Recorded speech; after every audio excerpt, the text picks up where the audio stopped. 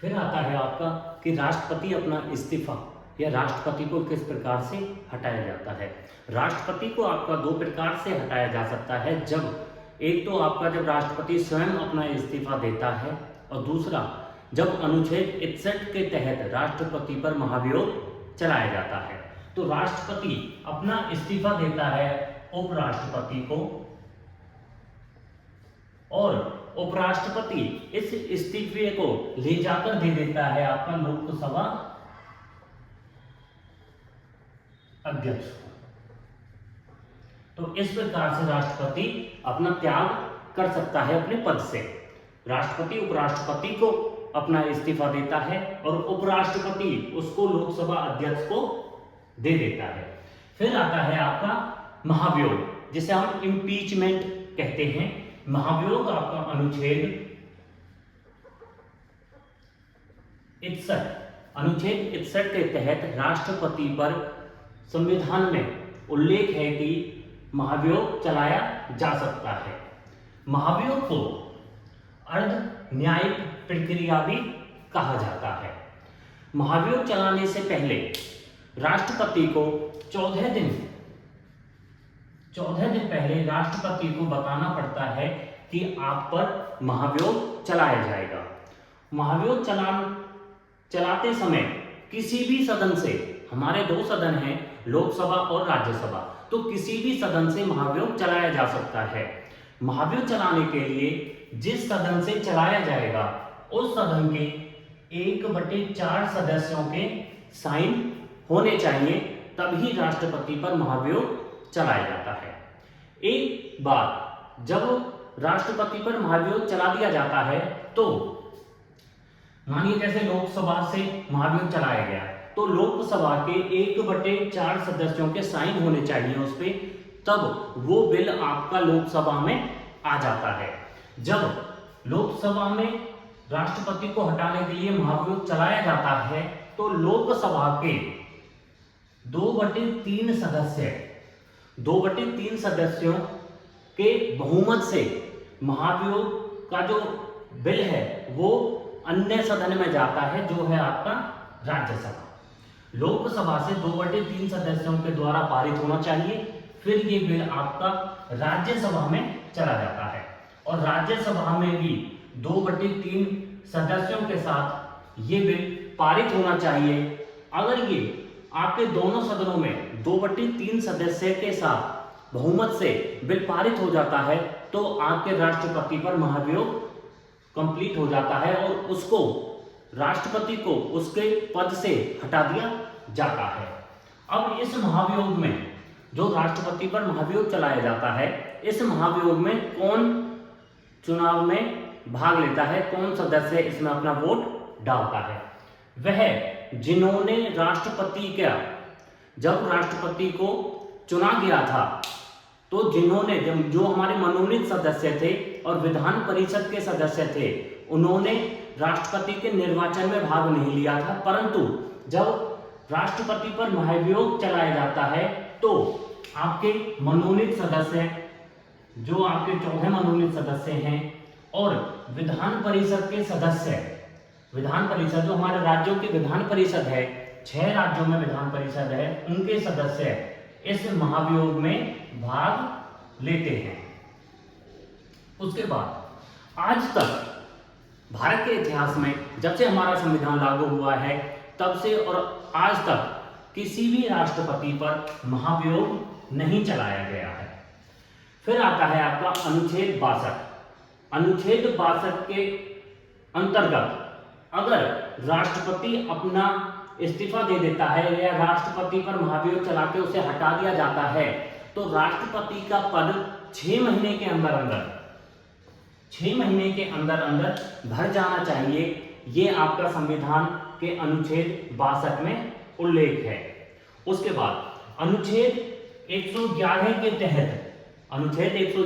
तहत कोई बिल, अगर कोई बिल संसद में पेश हो रहा है, तो वो अधिनियम तभी बनता है जब उस पर राष्ट्रपति के साइन हो जाते हैं। एक बार फिर देखिए कि राष्ट्रपति अपना इस्तीफा उपराष्ट्रपति को देता है और उपराष्ट्रपति उसे ले जाकर लोकसभा अध्यक्ष को दे देता है। यह राष्ट्रपति का एक तरीका है पद खाली करने का। दूसरा होता है अनुच्छेद 61 के तहत महाभियोग, जिसे हम इम्पीचमेंट भी कहते हैं, उसके द्वारा राष्ट्रपति को हटाया जाना।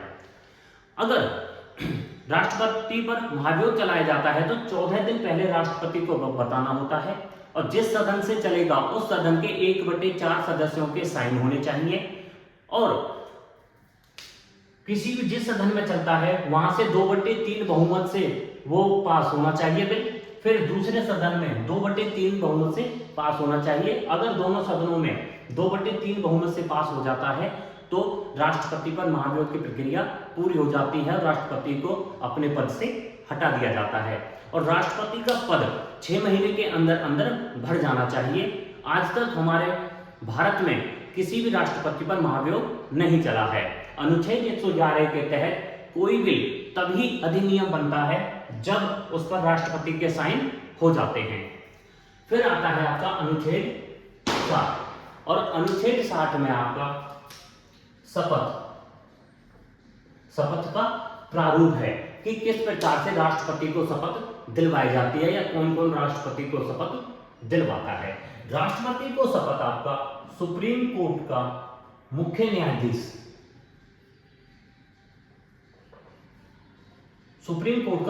न्यायाधीश दिलवाता है। अगर सुप्रीम कोर्ट का मुख्य न्यायाधीश नहीं है तो वरिष्ठ न्यायाधीश राष्ट्रपति को शपथ दिलवाने का प्रारूप आपका अनुच्छेद 60 में है।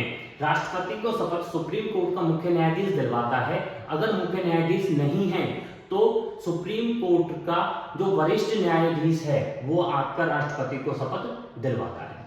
वर्तमान में जो हमारे मुख्य न्यायाधीश हैं सुप्रीम कोर्ट के वो हैं 52वें नंबर के भूषण रामकृष्ण गवाई। राष्ट्रपति जो शपथ लेता है वो आपका संविधान के संरक्षण की शपथ लेता है। फिर आता है आपका राष्ट्रपति को कौन कौन सी शक्तियां प्रदान हैं। तो राष्ट्रपति को आपकी कार्यपालिका की शक्तियां प्रदान हैं, जैसे जो हैं जिन्हें हम एग्जीक्यूटिव पावर भी कहते हैं। राष्ट्रपति हमारा जो संघ है, संघ का प्रशासन राष्ट्रपति के नाम से चलाया जाता है। अनुच्छेद 74 में ये उल्लेख है कि राष्ट्रपति को सलाह देने के लिए एक मंत्री परिषद होता है और उस मंत्री परिषद का जो प्रधान होता है वो आपका प्रधानमंत्री होता है। लोकसभा के बहुमत दल के नेता को जो आपका प्रधानमंत्री होता है उसकी नियुक्ति करता है आपका राष्ट्रपति। प्रधानमंत्री को कौन चुनता है, कौन नियुक्ति करता है, इसकी राष्ट्रपति करता है। और मंत्री परिषद के जो अन्य मंत्री होते हैं उनको प्रधानमंत्री की सलाह पर राष्ट्रपति द्वारा नियुक्त किया जाता है अनुच्छेद 75 के तहत। तो एक बार फिर देखिए कि अनुच्छेद 7 में शपथ का प्रारूप है। राष्ट्रपति कैसे शपथ लेता है। राष्ट्रपति को सुप्रीम कोर्ट का मुख्य न्यायाधीश शपथ दिलवाता है। अगर मुख्य न्यायाधीश नहीं है तो सुप्रीम कोर्ट का वरिष्ठ न्यायाधीश शपथ दिलवाएगा। हमारे वर्तमान में जो सुप्रीम कोर्ट के मुख्य न्यायाधीश हैं वो 52वें नंबर के हैं आपके भूषण रामकृष्ण गवाई।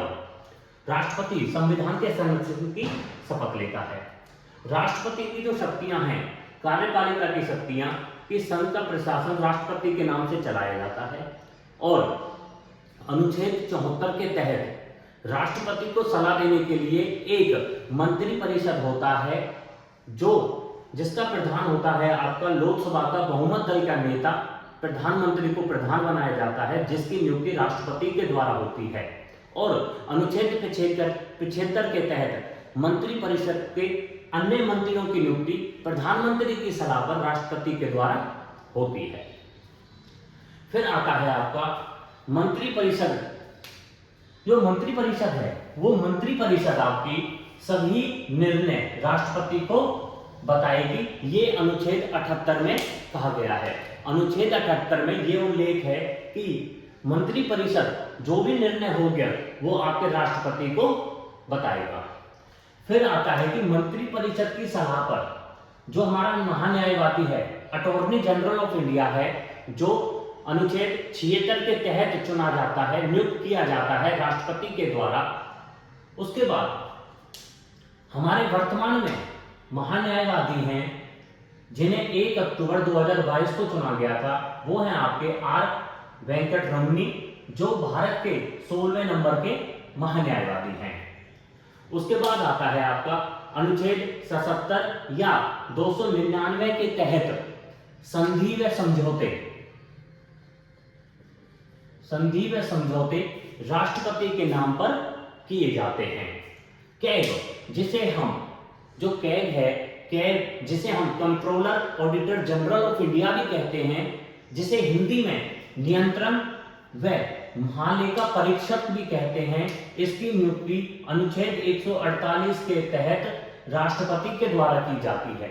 और हमारे वर्तमान में जो कैग के अध्यक्ष हैं वो हैं आपके एस संजय मूर्ति। फिर आता है आपका राष्ट्रपति राज्यपाल व उपराज्यपाल को चुनता है। राष्ट्रपति सुप्रीम कोर्ट व हाई कोर्ट के न्यायाधीशों की नियुक्ति करता है। राष्ट्रपति अनुसूचित जाति व अनुसूचित जनजाति के लिए एक आयोग की नियुक्ति करता है। उसके बाद निर्वाचन आयोग, वित्त आयोग व चुनाव आयोग की नियुक्ति भी आपके राष्ट्रपति के द्वारा की जाती है। फिर आता है अंतरराज्य परिषद के सदस्यों की नियुक्ति भी आपका राष्ट्रपति करता है। फिर आता है आपका राजदूत। राजदूत दो प्रकार के होते हैं, एक जो भारत से दूसरे देशों में जाते हैं और दूसरे जो दूसरे देशों से भारत में आते हैं। भारत के राजदूत जो विदेश जाते हैं व विदेश के राजदूत जो भारत में आते हैं, इन दोनों को आपका राष्ट्रपति चुनता है। या राष्ट्रपति की सलाह पर ये भारत में आते हैं विदेशी राजदूत, और जो भारत से जाते हैं वो राष्ट्रपति की सलाह पर जाते हैं। उसके बाद आता है आपका अल्पसंख्यक आयोग, और अल्पसंख्यक आयोग के सदस्यों को भी आपका राष्ट्रपति चुनता है। उसके बाद आते हैं आपका भाषा आयोग का गठन आपका राष्ट्रपति के द्वारा होता है। फिर संघीय क्षेत्रों के मुख्य आयुक्तों की नियुक्ति भी आपके राष्ट्रपति के द्वारा होती है।